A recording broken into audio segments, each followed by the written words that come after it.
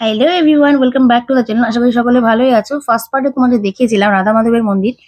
Second পার্টেও আরো কিছু অংশ দেখাবো তোমাদের, কারণ ফার্স্ট পার্টে অনেকটাই বড় হয়ে যাচ্ছিল বলে সেকেন্ড পার্ট তোমাদের সামনে শেয়ার করতে চলেছি। এটা হচ্ছে মতিঝিল পার্কের অপোজিটে, তোমরা আগেই বলেছি।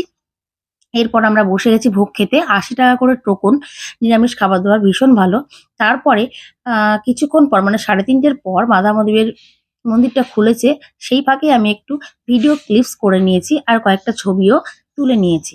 তো চলো দেখতে থাকো। তোমাদের সঙ্গে শেয়ার করলাম যে রাধা মাধবের কিছু মূর্তি আছে, আরো অনেক মূর্তি রয়েছে। তো সেখান থেকে বের করেছি কাট্টা মসজিদের উদ্দেশ্যে। আমি তো বেশ কয়েকবার গেছি, বাট বিয়ের ফার্স্ট টাইম তো মেয়ে গিয়া দেখো ভীষণ খুশি। ছোট ছোট ঘরগুলোতে বারবার যাওয়া আসা করছে, লাফালাফি ঝাপাঝাপি করছে।